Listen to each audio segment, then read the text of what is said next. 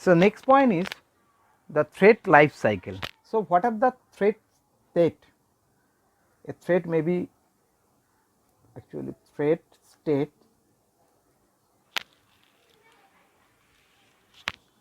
a thread can be only one of the 5 state. First one is new, second one is runnable,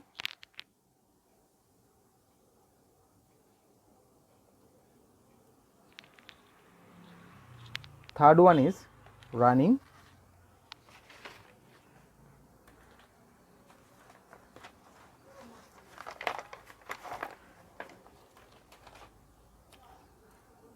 third one is running,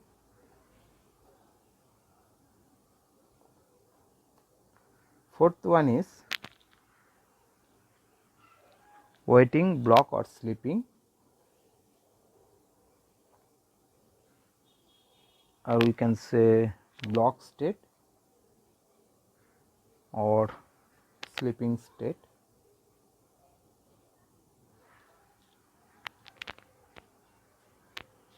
And the last one is dead state.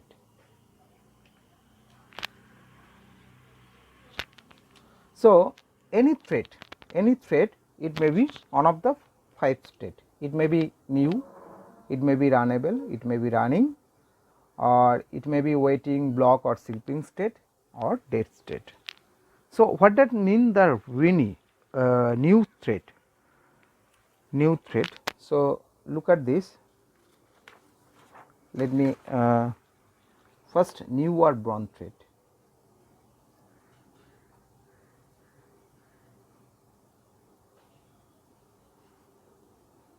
When we create a instance of the class, so my thread t equal to new my thread, that means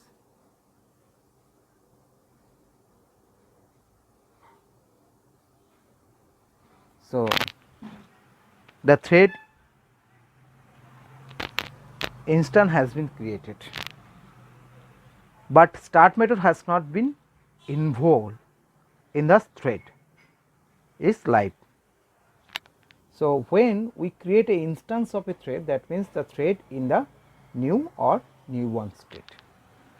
But when we call the start method, we know that t dot start, call the start method, it will be a, you can say ready or runnable state.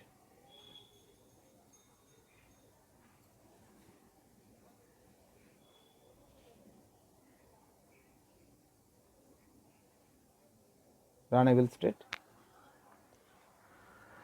This is a state of a thread in which it is eligible to run, but the scheduler has not selected to be running thread. So, a thread first enter runnable state when the start method is invoked, but a thread also be returned to the runnable state after running or coming back from the block, waiting or sleeping state. So, that means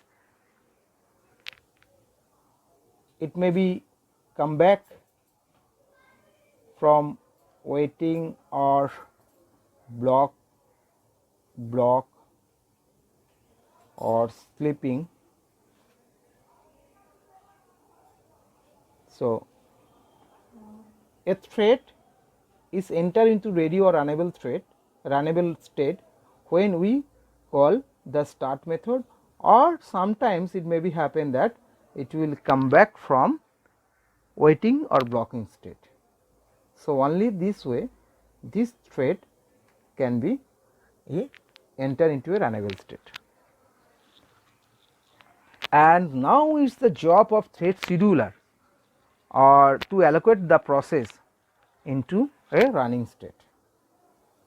So, next is running. So, running.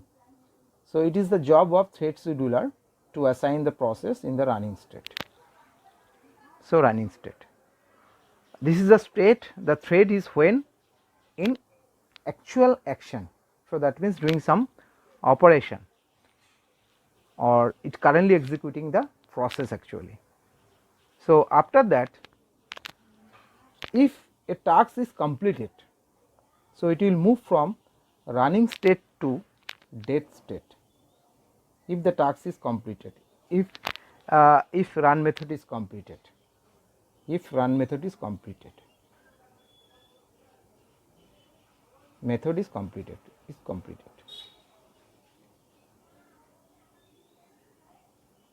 so it will move to the dead state.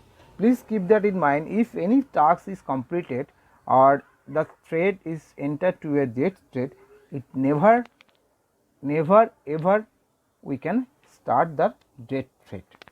So, this complete means is done, job is done.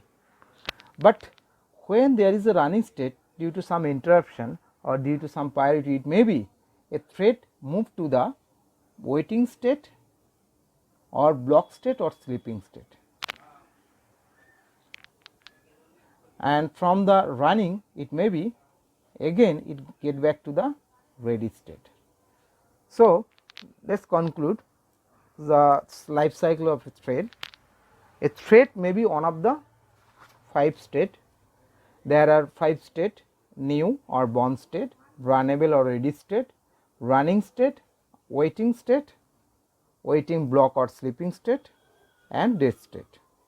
So, new means when we create an instance of a thread class. So, that means thread is initiated, then it belongs to new class, new state. Then when we call t dot start method, does not guarantee that thread automatically will be in the running state. We can say it is a ready or runnable mode or ready or runnable state. Okay. So, it is the job of thread scheduler to give some allocate the operating system processor to run this thread. So, from the ready or running state, so thread scheduler assign or allocate process to execute this running state, execute to do some job. So, in that condition the thread in a running state, and from the running state it may be some interrupt or some may be some other operation, this thread may be enter into a waiting or block or sleeping state, or it may be waiting for some times, or it may be waiting for some block statement. So, it may be enter in the waiting state, and if the job of the run method is complete, is go to the dead state. So, there are 5 state: new state, runnable state, running state, waiting state, and dead state. So, when a thread is created, so that means it initiated by using this reference variable, then we can say that a thread is a new or born state. Then when it is called the start method, that means it enter into a ready or runnable state, and it is the job of a thread scheduler to enter into running state. So, running state means actual execution of a process has been run by this thread. So, that is running thread, and from running thread it may be moved to the runnable state or ready state, or it may be moved to the waiting state. Then from waiting state it may be back to the ready state, then again you go for the running state, and once the job is completed, then the thread will enter to the dead state. This is all about the life cycle of a thread. That is all about the life cycle of a thread.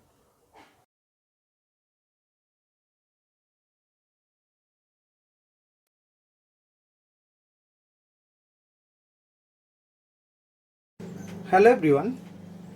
In previous class we have seen that how to define a thread, whether we can go for extending the thread class or we can implement the runnable interface. So in this lecture I am going to discuss what are the various type of thread constructor available in Java. So first we already know that how to implement it, how to extend a thread class. So the constructor is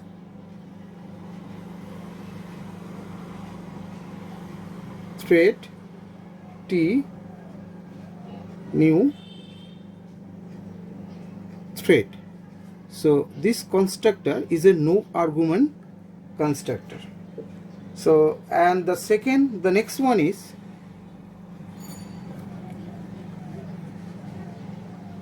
thread T, new thread, and within this thread constructor we can pass runnable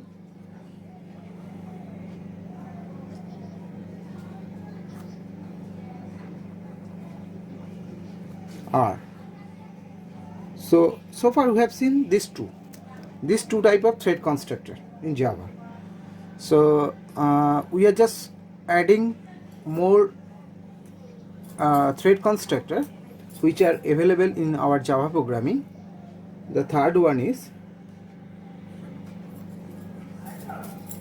thread T equal to new thread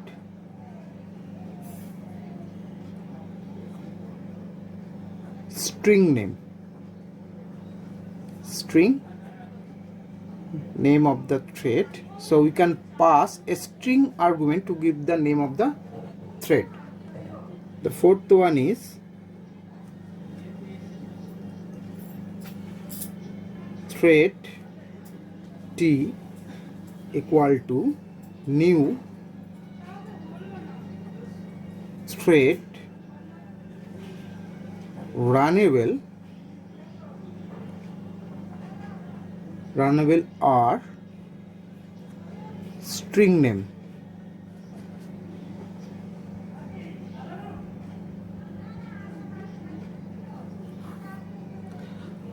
The difference between the first one and second one is in first one, thread T equal to new thread, we have only one argument, just we can pass the name of the thread.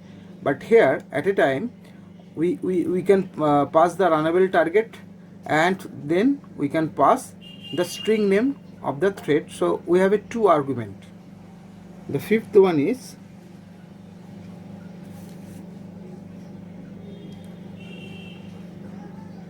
thread T new thread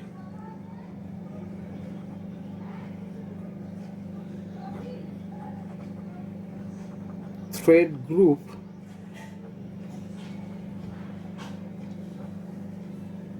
Z, string name. So we can pass another argument like this thread, it belongs to which group. So we can pass as an argument thread group, and at a time we also pass the name of the thread. Number 6, thread T equal to new thread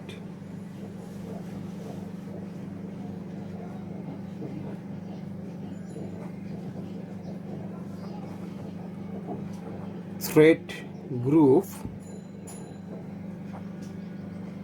Z, and we can also pass the runnable interface target runnable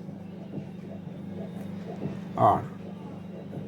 So this thread, it belongs to which thread, we also pass as an argument, and it's which, if I call this thread constructor, which run method will be run. So that is target runnable run. The next one is,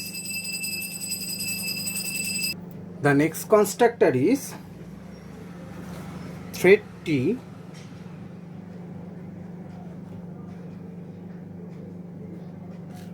equal to new thread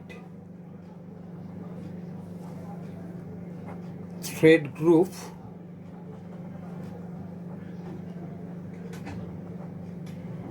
Z, runnable R, string name.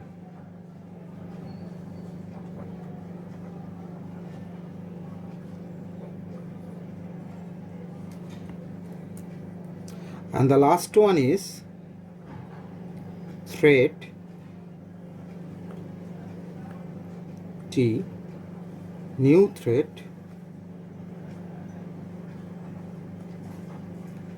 thread group G,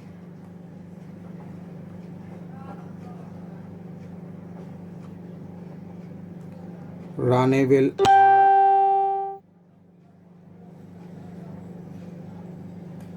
string name,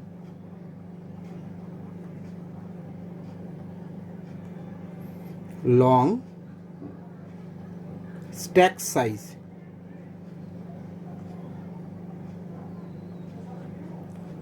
So there are 8 kind of thread constructor available in Java. Basically we use these two. We have already used these two, first one and second one.